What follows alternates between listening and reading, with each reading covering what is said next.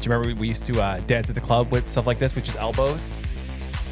It was a dangerous space. It was. It's episode 7 of the Not Another Podcast with Tony and Dayna. How are you? Good. How are you? I'm pretty good. Mm-hmm. Even though we had a pretty crappy weekend. The weather here is wild. It's just like, and of course it's nice today, Monday, when we have to go back to work. Well, you have to go back to work. Sorry. Wow. I have to start go back with a dig. Every weekend is cold and rainy. It's weird. Does it still feel like I work there? No. I've adjusted now. Yeah, you've adjusted. Okay. Yeah. No, I do miss you there, though. Oh, thanks. Yeah. Oh, look, you took it back from the little dig we got. That's good. Actually, we went for a walk yesterday, and I wore a toque on June 1st. June 1st. Yeah, and I was wearing a sweatshirt, like bundled. Yeah. That's right. So weird. By this time, usually we're all in shorts. We had a couple of days where we're in shorts. Now, it seems like, so this week, Monday, Tuesday, Wednesday, sun and cloud, mid-20s. Then there's rain coming in Wednesday night through the weekend. So it seems like every weekend there's rain. we get screwed. We get fucked. By the way, this weekend, we kind of had a sad moment. Yeah, we went to the Bay for the last time. I just wanted to go to say that I went on its last weekend. Yeah. And it was kind of depressing because it was completely like they took any merchandise that they had left, put it on the first floor and condensed it into a small area. And it was like nothing. Everything was empty.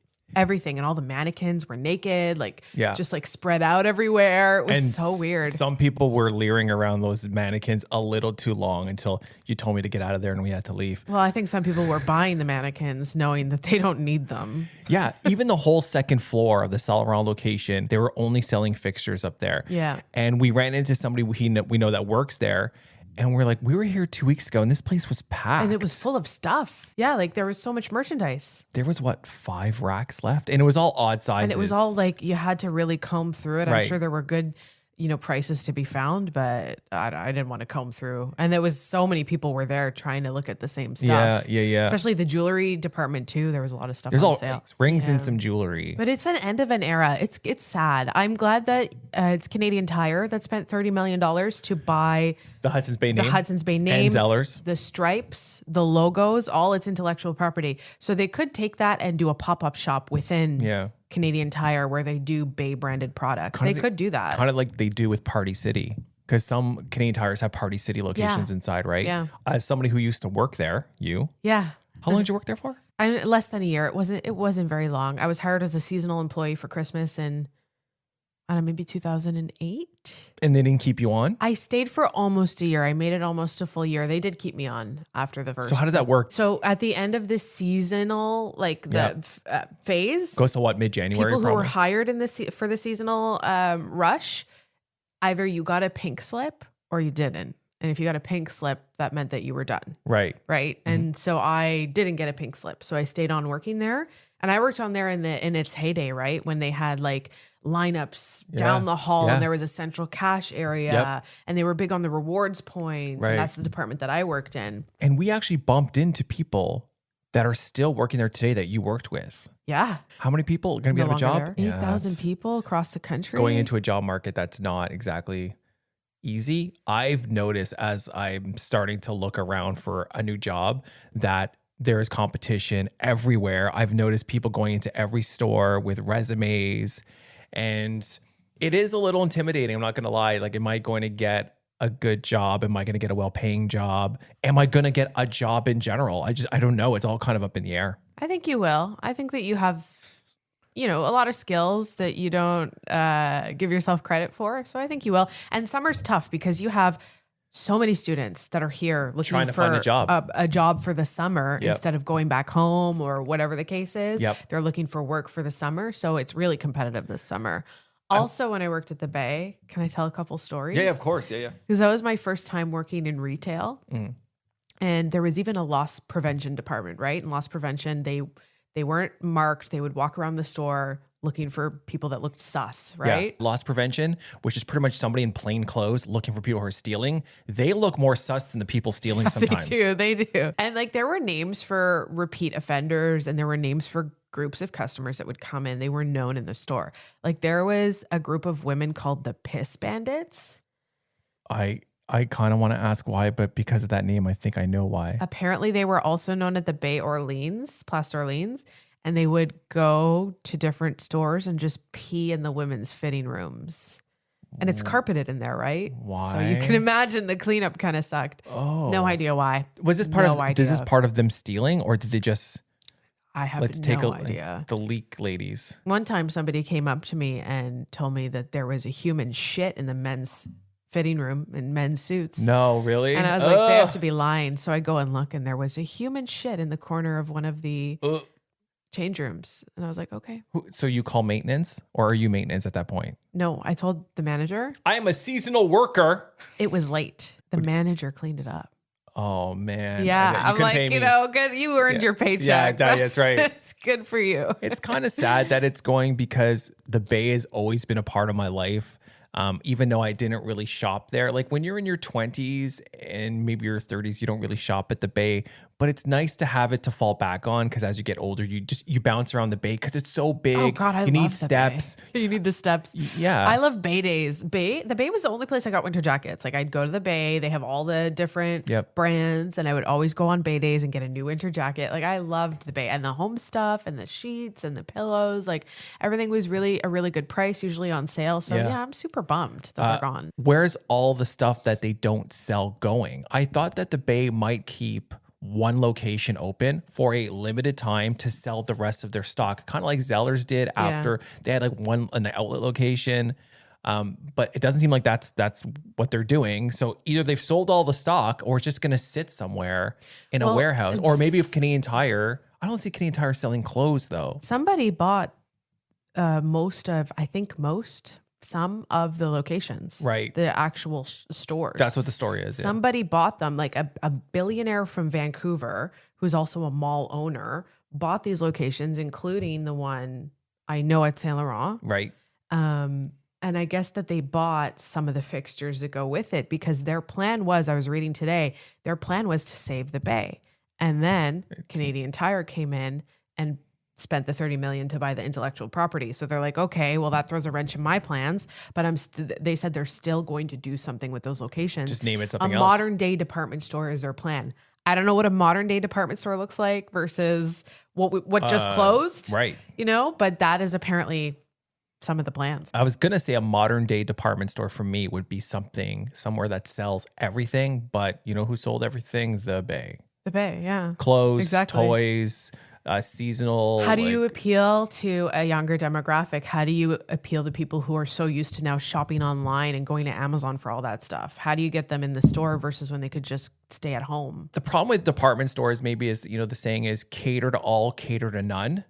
So maybe they're going to go more niche in something, but those are some pretty big locations. Like the Saint Laurent one's pretty big. It's 2 floors. Well, the Bayshore one is like what, 3, 4 floors? Rito, the one at Rito, that's a huge loss. That's a huge loss. When Sears closed, that was pretty sad too, because everybody used Sears to walk through to the mall, and then once that happened, everybody would park at Sears. Everyone park at Sears. Yeah, that's right. And then everyone did that at Hudsons Bay. So it's really a sad day that Hudsons Bay is closing. I think it's definitely worse than when Target closed, or even when Sears closed. I think it's because of the legacy, because it's Canada's oldest company. It's like 300 years old or something like that. It's wild. And if you want a blanket with the stripes on it, good luck. People are selling it for like $4,000 online. Yeah, probably on eBay. A blanket. I know. Well, you worked at the Bay. Was that your first job?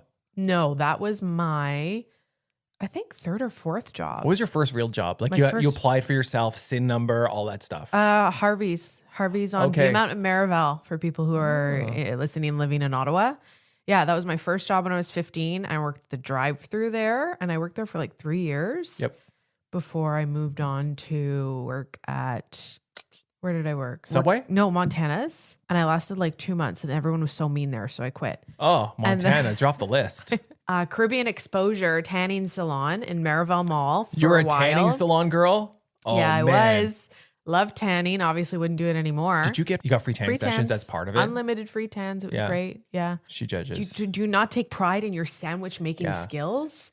You know, when they put everything in like the middle fold, where it folds, and then they can't close it correctly. And then all the toppings go.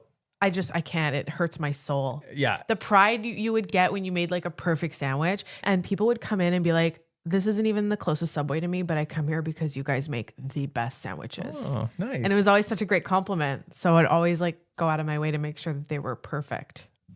Could you stop? The cats are tussling. Like if you hear the bell in the back and people have noticed, it's the cats. It's the cats. They're just nonstop. They're wrestling. And you know what's funny too? They almost never wrestle when we're not doing this. But once once we put these mics on, they're in the back. Let's tear this place apart. We're trying to entertain people.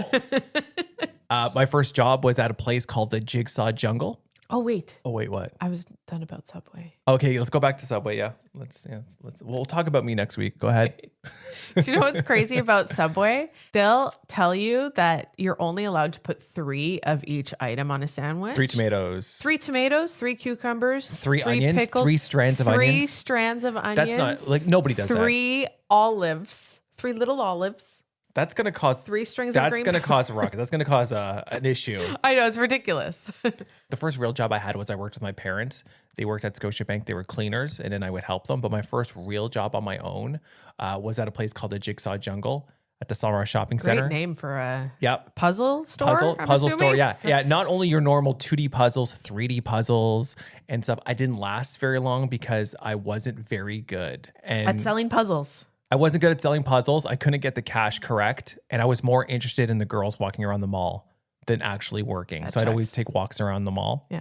And then I worked at Burger King. It's about Have a It year. Your Way. Is that one? Is it Have Have It Your Way? Yeah, you might be right. I think that's it. All I remember is that the uniform was not exactly the sexiest. It was a purple golf shirt with teal stripes, a visor, and like the visor that has your hair That is come very out. retro sounding. Yeah. Yeah. Do you remember when visors were in for guys? So a guy would have a visor and then he would style his hair, would spike his hair in the back. I remember.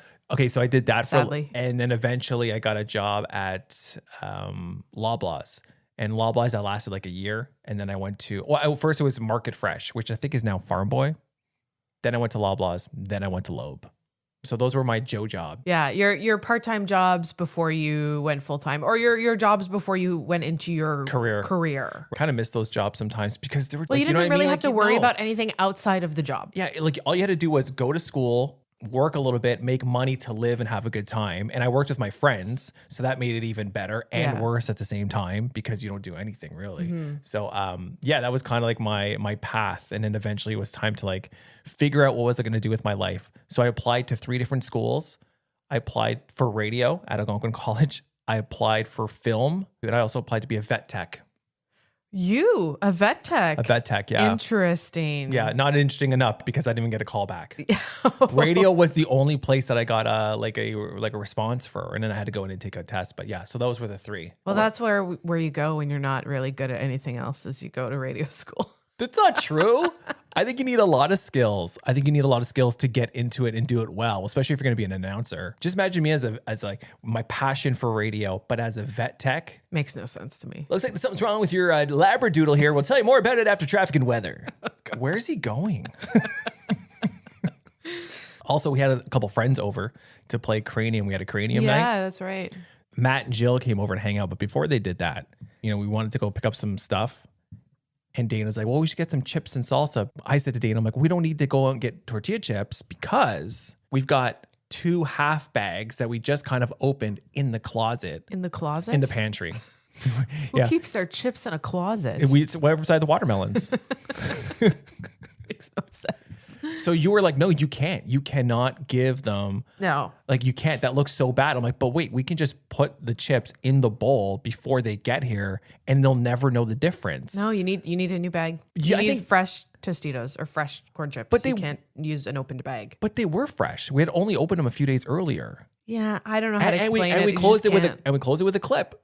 Yeah, I don't know. It's like, would you go to somebody's place and bring chips? Would you bring a half open bag? That's different. How is that different? Because when you show up and then they can see it. Yes, they can see it, and it's a half open bag, and then you're known as that guy. Tony's a half open bag guy. So it's okay when it's in secret and nobody can see that it's a half open bag. Ignorance is bliss. No, it needs to be a fresh bag. So what did we do? We went out and bought a fresh bag. The jar of salsa we had was not fresh. Had already been opened, and it was about, I would say, half to 3/4 full. We opened that and we put it in the bowl. What's the difference between the already used jar of Tostitos salsa and the bag of Tostitos chips that we had? What's the difference? Oh, shit. I don't know. Huh.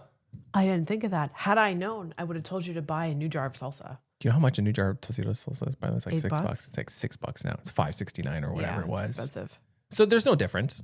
Well, I will say in my defense, before anybody calls me out, I did not dip my chips in that salsa jar. If it was used for dipping, I would have said we need to go out and buy a new jar of salsa. In case you wonder what we're talking about, a couple of weeks ago, I saw Dayna dipping her Tostitos or tortilla chips right in the Tostitos jar of salsa. She didn't put it into a bowl first. People were shocked and stopped listening. You were shocked. I were was the only person who was shocked. shocked. Everyone else was like, that looks normal to me. You know, they listen to this podcast now, right? Yeah. So you guys owe us like $6 because that's how much we No, pay it for has to be a new bag. It just does. It's fresh. Needs to be good. playing Cranium, and they beat us in the first game. Me and Dayna were like kind of shocked because every time we play people in Cranium, we usually win. We win. And we lost for the first time. Yeah. So we started talking about a couple other things. Then we got into the topic of friendships. And is it easier for guys' friendships to start than female friendships to start? Guys have sports in common, and that is the easier way to bond with a guy as opposed to how women bond. How do you bond with somebody you don't know? It's a good question. Because women don't really have I don't think we have one thing, one topic that can unite us all. But even with guys, not all men are obsessed or into every sport that there is, right? No. I think if it's not sports, it might be like women. Like talking about them? Yeah. Like say you meet somebody and then someone brings up Sydney Sweeney's Bathwater. Someone's, oh, she's so hot. And then everyone starts, yeah, we'll talk about that. Really? It's just maybe. sports and sex? That's all you talk about? That's a guy's life is sports and sex for the most part. Okay. What a life. It's really easy and simple. Explains a lot. No, I don't think there's one topic that women initially bond over, but I think women have the shared experience of being a woman. And just that on its own creates a different bond versus the bonds that men form. Well, Jill said that even though it might be easier for guys to become friends, that women's friendships are deeper than men's friendships. Yes. And that's because the shared experience of being a woman. Well, and I think that women just talk about deeper things like feelings and things that they're going through with each other, whereas men maybe don't do that as much. I don't know. You can tell me. Like, I think we do. Do you talk with your guy friends about that deep stuff? Yep, I think so. Well, that's good. That's healthy. I don't think it happens. See, we think that you guys get together, that women get together, and you just dish on every emotion you've ever had that week, and that's how you. But I know that's not it. And you guys think that all we talk about is scratching ourselves, spitting. What else? Talking about sports and boobs. Sit there and crush cans. Cans on our head. Yes, but it's not true. I don't think I talk about like a lot of deep stuff with my male friends a lot, but when I do, it's pretty deep. Well, that's good that you do, because I think that there are a lot of men that think that, oh, it's not like guys don't talk about that stuff. I think that's going away. I'm a man. I don't tell my guy friends what my emotions are. They don't give a fuck about that. I think that that's the attitude of a lot of people, but it's good to hear that maybe that's not your attitude. I hate though how hard it is to make friends as an adult. There's something weird about it, because when you're trying to make friends with somebody new, it's almost harder than dating. And rejection in that aspect is worse than trying to date someone, right? So going on a date with somebody, you decide, I'm not romantically interested in them. And that's okay, right? And you can be honest about that. It's one date, whatever, it didn't work out. But like finding somebody that you want to hang out with and then finding out that they don't want to hang out with you on a platonic level is soul crushing. It is. I can see that. Yeah. You know what I mean? Like it's harder. I think it's harder to even find friendships than it is to date, because there's that risk of like somebody might not like you enough to want to be your friend. And that is like the worst rejection possible. Well, for your ego, when you find out someone you're interested in doesn't want to have sex with you, it's bad for your ego. But it's one thing to be like, oh, they just didn't want to, they didn't want to sleep with me. They didn't want to have sexual intercourse with me. Okay, whatever. But when it comes to friendship, it's like, they don't even want to be around me. Exactly. That's so bad. What is it like, about me? They don't want to even breathe the same air as me. Like, yeah, exactly. That's horrible. Yeah, maybe that is the soul crushing. What do you think getting turned down to be a friend is worse than getting turned down for sex? Yes, absolutely. It's more personal. It's way more personal. It's like, I've had time to evaluate you being part of my life. And it's not for me. It's not for me. That's rough. And it never will be for me. Yeah. And like just the process of trying to make that new friend is weird because it's like a date. It's like trying to date, but it's platonic. Right. It's just so awkward. It's like, hey, like, do you like me enough to want to hang out and go to the movies every once in a while, or go to the beach, or go for a walk, and sometimes be okay with silence? Like, it's just an awkward, awkward situation. I wonder if it's hard. With dating, sorry to interrupt. Yeah, no, it's cool. It's just like the thoughts are going, right? Yeah. Because with dating, the intent is there. The intent is, I want to hook up with see you. if there is a romantic or physical connection with you. Yeah. Whereas versus with a friend, I want to see if we can just be. We could just be. You know, it's just no P's, no V's, just be. just bees. Just bees. Yeah. I wonder if it's harder to convince someone to sleep with you as opposed to convince someone to be your friend. Probably harder to sleep with them. I think it's harder to. I guess it's probably harder to sleep. And this is something you would say. It depends how hot you are. It does. It does. Do you find it hard to make friends as an adult now in your 40s? Yeah, for sure. As you get older, you become more introverted, I think, a little bit. Like, I think you become more set in your ways. More of a homebody, maybe. It's very rare that you meet somebody and actually have a conversation with somebody. In like, how often do we go to parties? Not very often. Not as much as we used to in our 20s and our 30s. So the opportunity of meeting new people there, that's gone. How about going to pickleball? Like, you go to pickleball once in a while and you meet acquaintances. Yeah. But have you met any real friends from pickleball? No. So where are we going to meet people? At the grocery store? Hey, nice melons. Sir, they're nice melons. I just want to be your friend. Why is there security? Like, it's just weird situations to meet somebody. Now, luckily, we've become friends with our neighbors because we're neighbors. Yeah. So we see each other quite often. And that is kind of, it's a proximity thing. Same with work, proximity friends. Yeah. You're around them a lot. Mm-hmm. They're available. So you end up becoming friends with the people that you work with. But yeah, going out and meeting new people, you have to make an effort. That's the difference between when you're growing up and when you become an adult. You can meet a lot of people in a short amount of time because you're going to school. Yeah. Or you have a part-time job, right? Yeah. Or you work and you have school. So you have two options and you have friends of friends. And that list grows. When you're an adult, you have to put in a lot of effort to meet new people. You have to actually leave your house. And that fucking sucks. And you're so set in your ways that I think if someone does something you don't like, you're kind of done with them. You're like, oh, yeah, I don't want. No. It's not for me. Put down the melons, sir. We're not friends. One of the things I am excited about getting a new job is meeting new people and maybe making new friends, because most of my closest friends don't live here. Yeah. They're in Montreal. They're in Toronto. I'm lonely sometimes. I need that bro time, Yeah. And I don't really have that anymore. I do have it once in a while, my brother's married and got kids. He's got stuff to do. So I am excited, but I got to remember, don't come on too strong.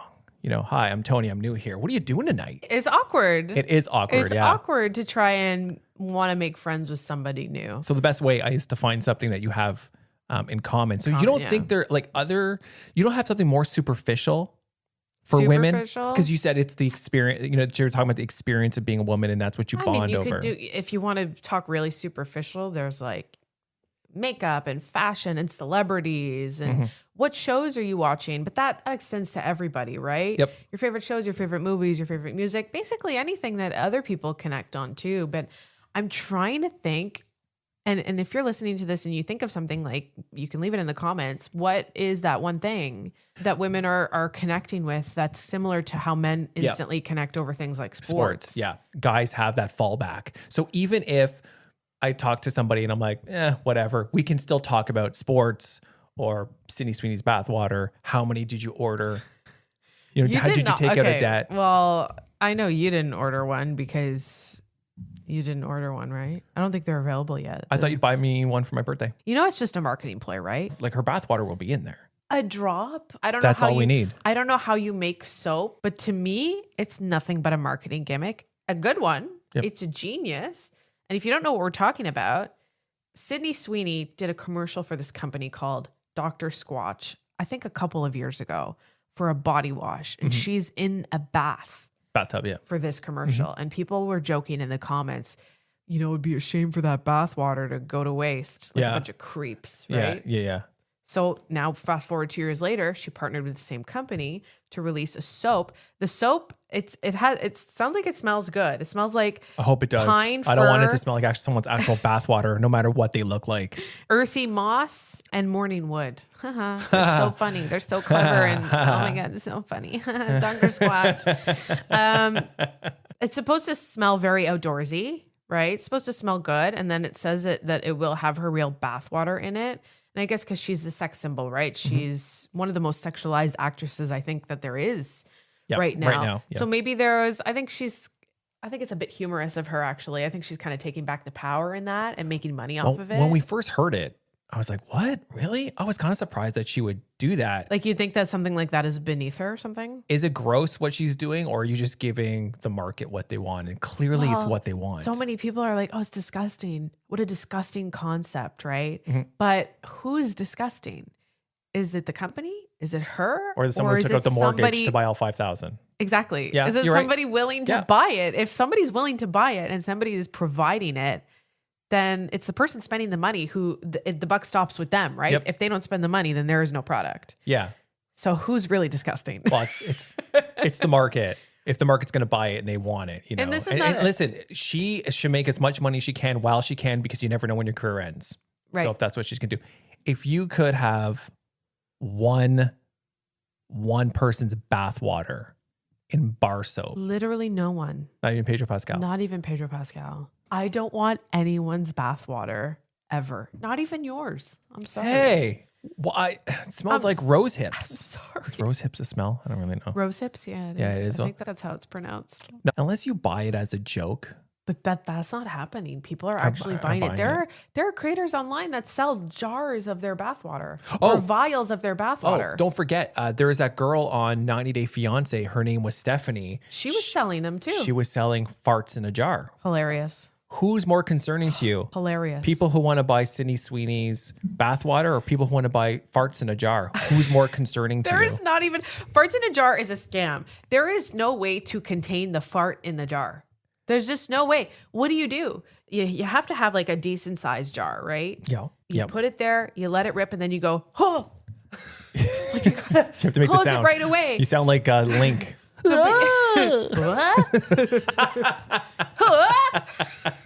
That's my like sound effect. But then you bring it and you close it really fast and you tighten it and you like just hope that the smell stayed in there. Like, I think they add stuff to it. Like they put like maybe a coffee bean or something in it, and to make it then that more defeats pleasant. the purpose of buying a fart in a jar. Here's the thing. Do you ever walk into someone's bathroom after they've been in it and it smells like someone's been in it? You're always offended by that. Why you'd send away and pay shipping and handling for that smell? Because people need therapy. I really don't know. Hey, you know what? Who are we to yuck anyone's yum, right? What? Who are we to yuck anyone's yum? Yeah, I've never heard that before. Like, yuck anyone's yum. Like, if that's their kink, if that's their thing, that's their thing. Who doesn't- are we to say like it's disgusting? It doesn't affect me. Yeah, No, you're right. exactly. It's right. Why are we judging? It doesn't affect us. If you want to clip your toenails tonight because you got a nice little pedicure over the weekend and sell it online, and someone wants to buy it for $55 a clip, I'm not going to be upset about it. Do you I think asked that you to do people that. buy toenails on the internet? People buy anything on the internet. You know, I've considered selling my socks. There's a website in this economy.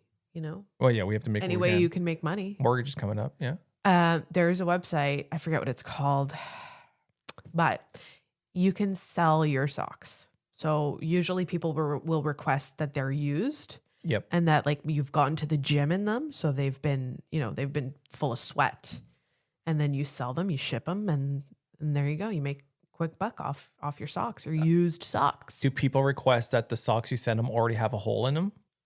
Maybe that might be a request. Well, if there wasn't a hole before, there'll probably be one after. And I don't think technically all socks have a hole to put your foot in, right? No, like a hole like where the heel is. You know, when you've worn it out long enough, there's now a hole in it. You know what I mean? Yeah. Hey, if you're going to go full perv. But there's like a market for these things. I don't think you could do it anonymously. I think people want to know what you look like. Yeah, nobody wants like Janine from Topeka's. Sorry, Janine, if you're listening, maybe you have really nice feet. I don't know. But if you find out it's Sydney Sweeney's socks, it's a different market altogether. What's wrong with Topeka? Where's Topeka? Kansas, I think.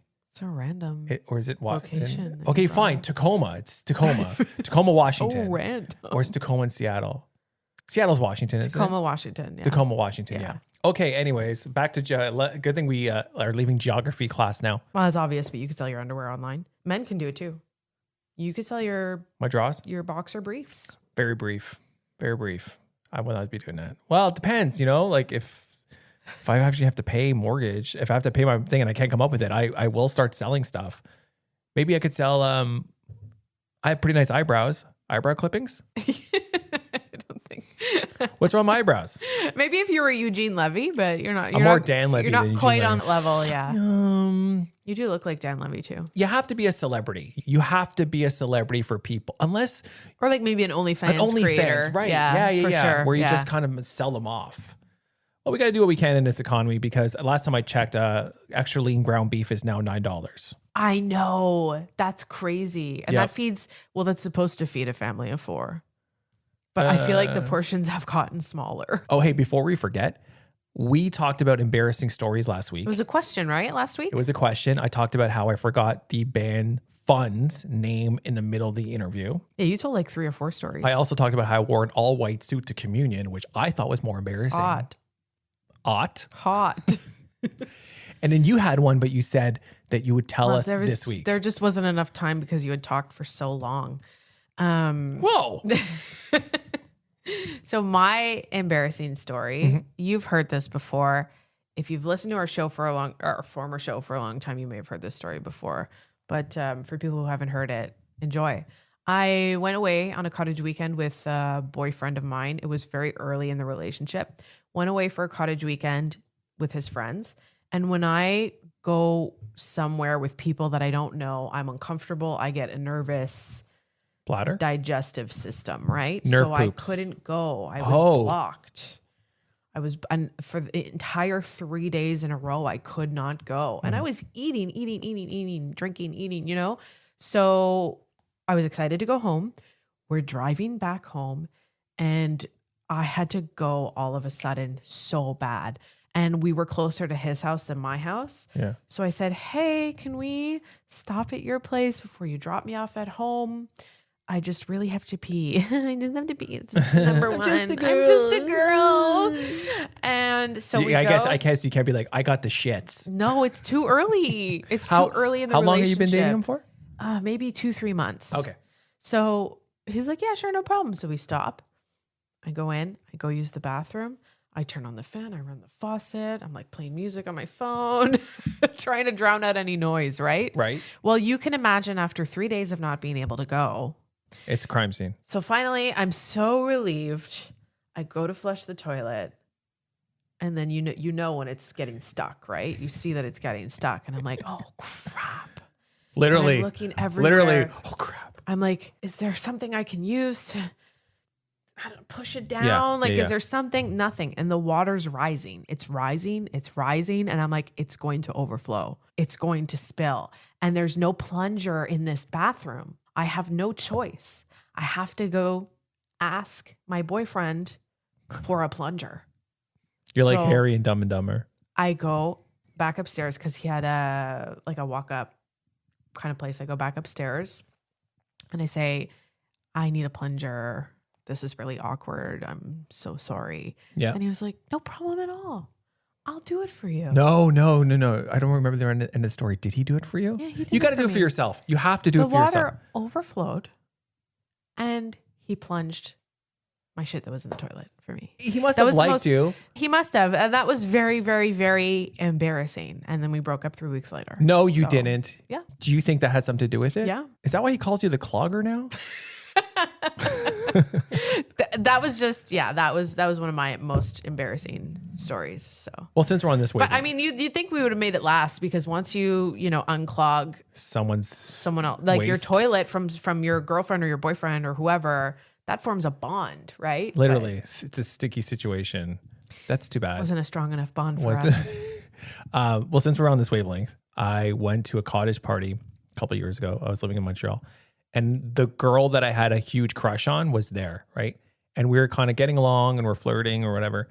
And I try not to use the bathroom in those situations when I got to go number 2, right? So I try to, evacuation complete before I leave the house, right? So we had a barbecue and everything. And the next morning I was like, I can't, like, I gotta go. If I know anything about you, you gotta go. I have issues sometimes. Wow. Maybe I should sell some of that stuff online. So I went to the bathroom and I like, you know, when it hurts and you're like, I have to do this. Yeah. And you know that the second it leaves your system, you're going to be fine. Yeah. So go to the bathroom and then it starts. I'm like, oh man, I forgot. I got to turn on the fan.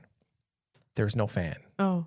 By the way, there's like 15 people in here, right? In this house. In this house. I opened the window, but you know that's not going to work. Window and a bathroom. They were rich. Yeah, it was a really nice house. Like they would never let people shit in their house. Like they were that rich. So anyway, so I opened the window. Clearly you can sense something happened in that bathroom. And I'm like, I waited 5-10 extra minutes after I was done to try to air it out more. I think I may have grabbed a towel and waved at it. So I opened the door. There's a lineup. Nope. There is one person waiting to get in. Your crush. My crush. Of course. So I knew it was over. I feel like you need to draw attention to it because they're going to, so you need to draw attention to it before they figure it out. I don't remember if I did. So she goes in and then she comes out. She doesn't say anything. I may have heard something when she closed the door being like, whoa. That's what I think I may have heard. So I'm outside. Now I'm outside on the porch. Now I do not want to see her for the rest of this weekend. Yeah. So a friend of mine, Brandon, he went to the bathroom and he comes out. He's like, hey man, someone took a shit downstairs. Who shits at a party? And I said to him, yeah, man. Oh, jeez. Hold it in. Hold it in. What do you even mean? Who shits at a party? You expect people to hold it in? Who shits at a party? That's what he said. He's like, someone dropped a bomb in the bathroom. Who shits at a party? I'm like, yeah, man, it's disgusting. I go in the woods like a gentleman. I don't understand why you're supposed to hold it in. It's a bathroom. It's what it's for. Oh my God. Actual story ended up pretty nice because I ended up dating them? No. Or seeing them or hooking up with them? Hooking up with them eventually. So a win's a win. A win is a win. And if I said to myself, if they knew it was me because they went in after me and were still willing to touch me after, must be pretty good for you. Listen, there's a book about it. Everybody poops, right? Yeah. Everybody poops. We're all going through the same shit, literally. But do you know there's a sequel to that? There is? It's like everybody poops unless you're at a party. I do not abide by that rule. That's it for this week. Yeah, I guess so. Yeah. It's a nice way to end it. You might say. Thanks for listening. By the way, if you're watching on YouTube, hit like, subscribe. You can get us on TikTok at Tony and Dayna. You actually check out the new video we posted. I tried to figure out if Dayna could, throughout the week, I dropped slogans in the house, a first part of a slogan, and I saw if Dayna would finish the slogan for me. An example would be, what was the slogan we did? Oh, I jumped in and I said, stay alert. Stay safe. But but she didn't know what it was. I missed that one. So see how much she got. It's on our TikTok at Tony and Dayna. Thanks for listening. Yeah, thank you. We'll see you next week. We'll see you next week. Oh, are we ending on the music? Yeah, I just played it. Dayna, you don't have your headphones on? So yeah. That's okay. I'll dance to the music in my head. It's the clogger and the shitter. Live. Party shitter. Hey, party pooper. Oh my gosh. It was right there. It was right there the whole time. Yo, it's right there. Flush it. See you next week.